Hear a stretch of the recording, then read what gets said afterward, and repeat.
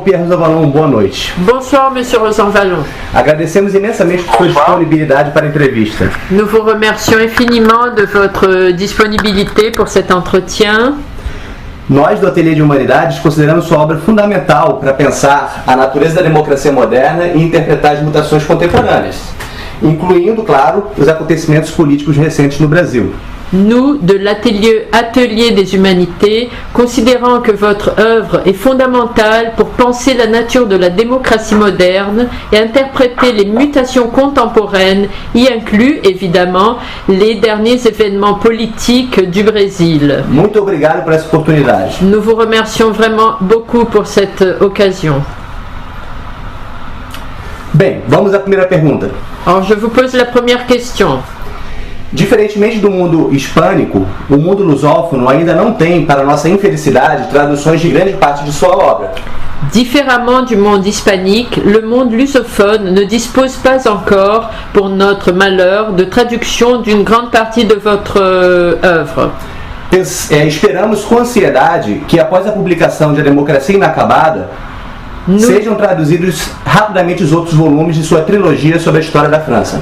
Nous espérons anxieusement qu'après la publication de La démocratie inachevée, rapidement les autres volumes de votre trilogie soient traduits sur la démocratie en France. Assim como seus 4 livros sobre as mutações das democracias contemporâneas. Ainsi que vos 4 autres livres sur les mutations des démocraties contemporaines. O senhor poderia apresentar qual é o lugar da democracia inacabada em sua obra como um todo? Est-ce que vous pourriez, s'il vous plaît, nous présenter quelle est la place de la démocratie inachevée dans votre œuvre, dans toute votre œuvre?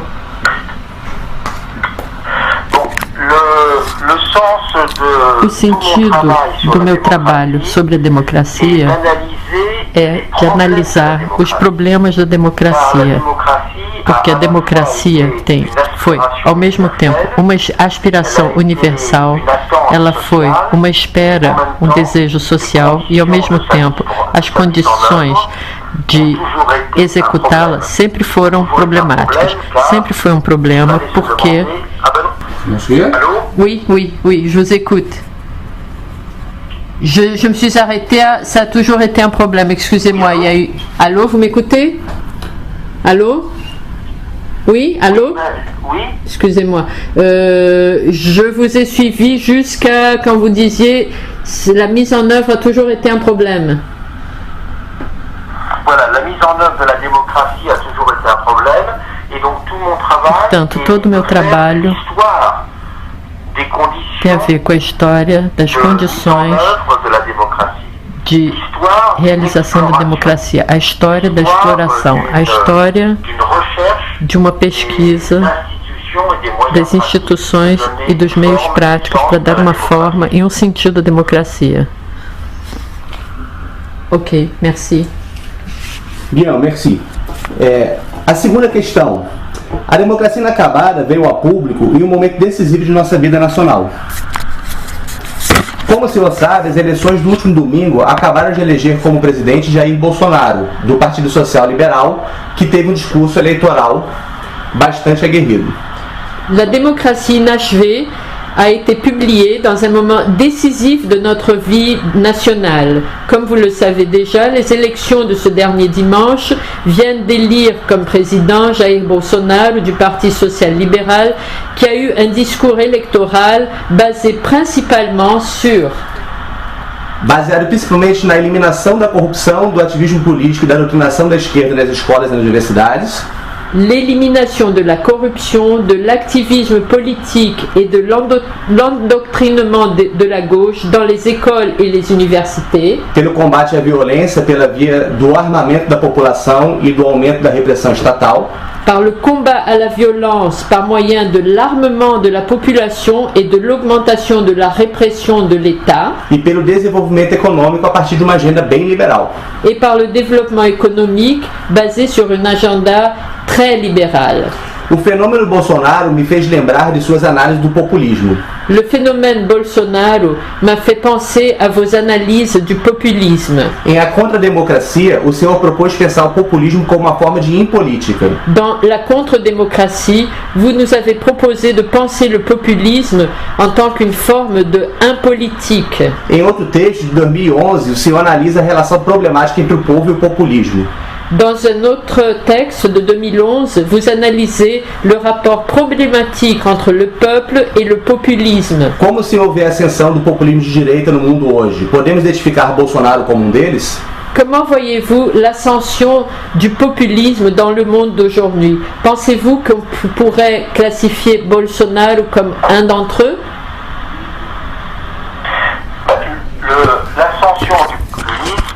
A ascensão do populismo é o resultado, é a consequência de uma democracia inacabada e do desenvolvimento das desigualdades no mundo. O populismo é a resposta demagógica, o populismo é a resposta ilusória a essas duas perguntas da justiça social e da democracia. Portanto, é urgentíssimo hoje, para enfrentar o populismo, é preciso definir o que seria a democracia refundada, uma democracia melhorada. E para isso é preciso partir do fato central que a democracia não se limita às eleições. Se a democracia pode estar a serviço de toda a sociedade, a democracia não é simplesmente a vontade da maioria. A democracia também é o reconhecimento de cada indivíduo em sua integridade, ou seja, o reconhecimento dos direitos. Os direitos, podemos dizer que é o poder de qualquer pessoa na democracia. E qualquer pessoa tem que ser reconhecido como tendo importância na democracia. E é também como a eleição coloca o poder majoritário, é necessário encontrar as instituições que distribuem o interesse geral da sociedade. E isso é o papel das institucionais e dos independentes. O problema de todo regime populista é que eles parecem exercer o poder majoritário e não consideram essas duas outras figuras centrais da democracia, que é o poder de qualquer pessoa através do reconhecimento dos direitos individuais e também, podemos dizer, o poder universal da sociedade através das instituições independentes e das cortes constitucionais. Então, a primeira maneira de lutar contra o populismo é analisar com muita precisão o caráter problemático das pretensões democráticas. O populismo quer ser o campeão da democracia, de uma democracia desigual. Na verdade, ele é o campeão de uma democracia majoritária, de uma democracia emocional. E a democracia não é só o poder emocional da maioria, a democracia é também o poder racional da totalidade da sociedade e o respeito de todos os indivíduos, cada um em particular. Então, de certa forma, o que pode combater o populismo é a inteligência. Ou seja, o populismo é mais do que demagogia. Além da demagogia, populismo é uma instituição limitada, é uma visão limitada, uma visão truncada do que quer dizer a democracia. Então, no terreno da pretensão democrática e do populismo, que é preciso criticar, dizendo que isso está defendendo uma visão limitada da democracia. E do mesmo jeito, o populismo só defende uma visão muito parcial da justiça social, no sentido que a justiça social é apenas a denúncia de certas misérias. Frequentemente na Europa são os imigrantes ou os estrangeiros que são mencionados, mas a justiça social, como se a justiça social fosse simplesmente rejeitar os outros. Então, nesses dois pontos, há uma teoria implícita da democracia e uma teoria implícita da justiça social no populismo que é necessário combater. É necessário combatê-lo além do que é, ao mesmo tempo, a base do populismo, ou seja, que o populismo não se baseie somente nos interesses, mas que se baseie que o populismo institui comunidades de ressentimentos. O populismo se apoia em comunidades. De certa forma, o populismo coloca no comando emoções políticas, colocando de lado os interesses. Em toda a sociedade há uma complementaridade entre a paixão e o interesse. A visão tecnocrática vai pelos interesses, nem um pouco pela paixão. Caiu. Oui, on a été coupé, voilà, alors on reprend. Mais vous avez entendu ce que j'ai dit? Alors, on a... de mémoire, je sais, mais bon... jusqu'à quand vous m'écoutiez plus, vous m'écoutez quand je traduis, non? Là, je me souviens. Non, je vous entends pas quand vous traduisez. Ah, d'accord, tant mieux. Je crois qu'on était sur la partie quand vous disiez que le populiste, il instaure une démocratie des émotions politiques. Voilà, oui. Voilà, la politique est toujours fondée sur des intérêts, sur la raison, et la politique est aussi fondée sur des émotions et des passions. Et le populisme met en place une vision de la politique qui est totalement modelée par les passions, numa visão da política totalmente baseada nas paixões. Les passions du rejet, les passions Principalmente nas paixões negativas, a paixão da rejeição. O populismo, de certa forma, é o triunfo da democracia negativa. Allô? Oui. Merci. On passe à une autre question? O senhor analisa em A Democracia Inacabada o chamado cesarismo como sendo uma perversão democrática. Nesse sentido, qual é a relação entre populismo e cesarismo? Vous analysez dans la démocratie libérale ce que vous appelez le césarisme en tant qu'une perversion démocratique. Qual é a relação? Quel est le rapport entre césarisme et populisme? Entre césarisme et populisme pour vous? Il y a dans le césarisme, no cesarismo, que l'on retrouve dans le populisme. Duas ideias que encontramos no populismo. No cesarismo há a ideia de que o chefe encarna a sociedade, representa a sociedade. É a teoria do homem-povo. Napoleão III dizia: eu sou o homem-povo. E um dos primeiros teóricos do populismo na América Latina, o colombiano Caetano, dizia: eu sou o homem-povo. Então, há essa visão entre a encarnação pelo líder, enquanto que a soberania democrática não é só a soberania da encarnação pelo líder, mas a soberania da representação coletiva. Então, isso é um primeiro ponto em comum entre o cesarismo, que eu falava, e o populismo de hoje.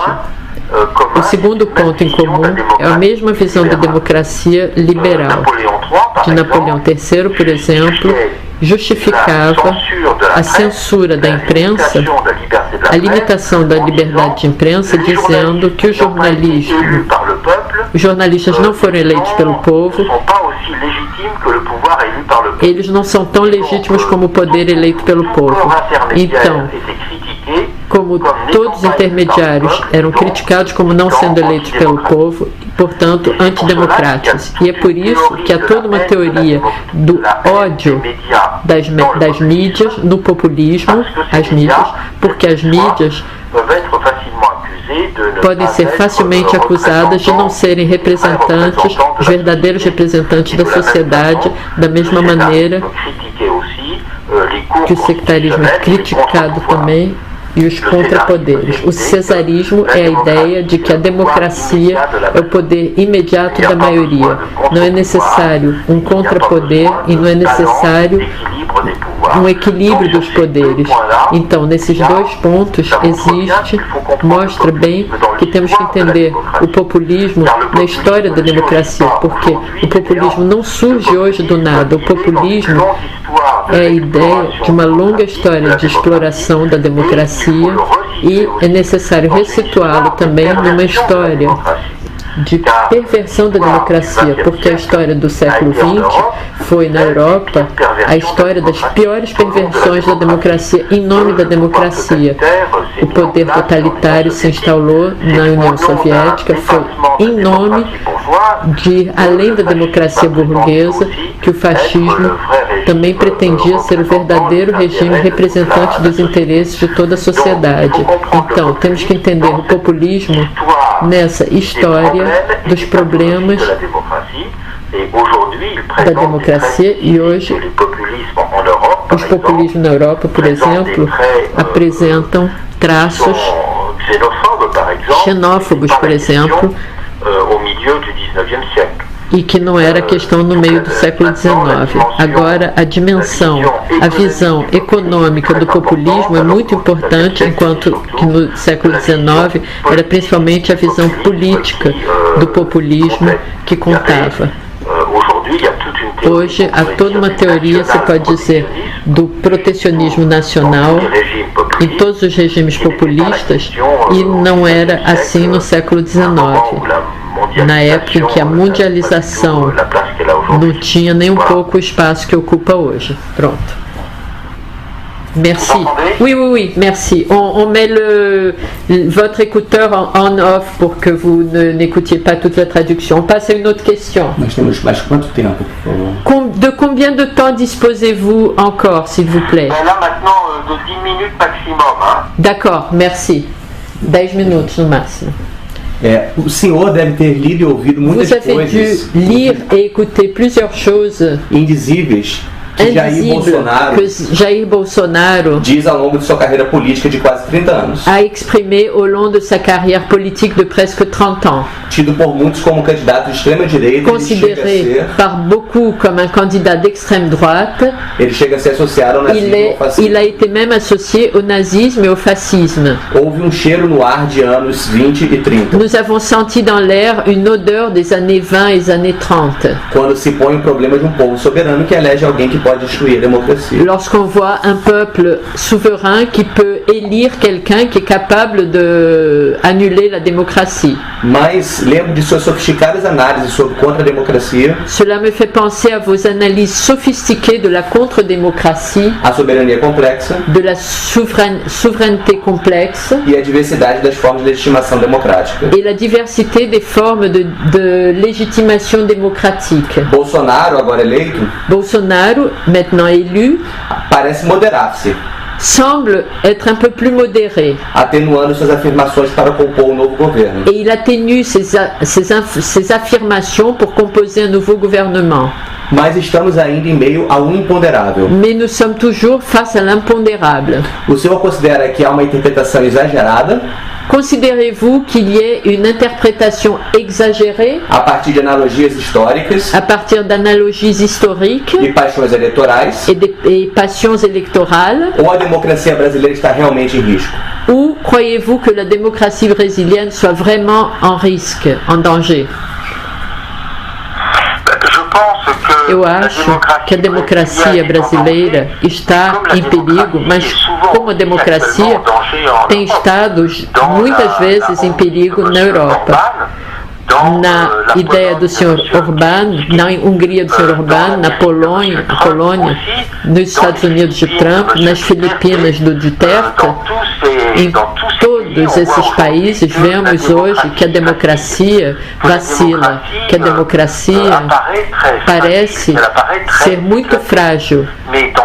Mas, em cada caso, vemos que isso apresenta traços específicos, porque um certo número de características gerais do populismo se fundem com culturas políticas, com histórias e tradições que são diferentes. Em alguns casos, o populismo poderia se associar, como foi o caso na Europa durante uns 20 anos, ela estava relacionada a posicionamentos de extrema-direita extremamente violentos. E me parece que era o caso nas eleições do Sr. Bolsonaro. Então, temos que ressituar muito bem hoje em dia cada história nacional no contexto das patologias gerais da democracia e também em termos de onde isso se inclui. Existem traços gerais da cultura populista que se fundem com histórias e também com tradições diferentes. O que é certo, em todo caso, é que o populismo aparece hoje como uma das figuras modernas e centrais das patologias da democracia. As patologias da democracia que durante muito tempo foram o cesarismo, o apartismo, o stalinismo, o fascismo, o nazismo. E vemos que a entrada no século XXI vem acompanhado de uma nova era de patologias da democracia que assumem uma nova cara, que é o do populismo, que ao mesmo tempo está na unidade de seus traços e também na diversidade de todas as tradições e todas as histórias nas quais ele se insere. Merci. Uma última pergunta, provavelmente. Une dernière petite question. O senhor se preocupa com a crise da esquerda desde seus primeiros livros. Vous vous préoccupez de la crise de la gauche depuis vos premiers livres. Em seu último livro, dans votre dernier livre, publicado agora em 2018, publié cette année, o senhor constata a crise não apenas da segunda esquerda, vous constatez la crise non seulement de la deuxième gauche, como também da esquerda em geral, mais aussi de la gauche en général. No Brasil, a política passou por vendaval conservador. Au Brésil, la politique a fait face à une tempête de conservateurs. A derrota do PT, la défaite du Parti des Travailleurs, representa uma rejeição majoritária da população, représente un rejet majoritaire de la population ao que é o principal partido de esquerda no Brasil, à ce qui est le principal parti de gauche au Brésil. O PT foi retratado, le PT a été montré no último livro do ex-presidente Fernando Henrique Cardoso, dans le dernier livre de l'ex-président Fernando Henrique Cardoso, como pautado por desvario, comme étant basé sur des délires. O PT não acredita mais na revolução, fala ele.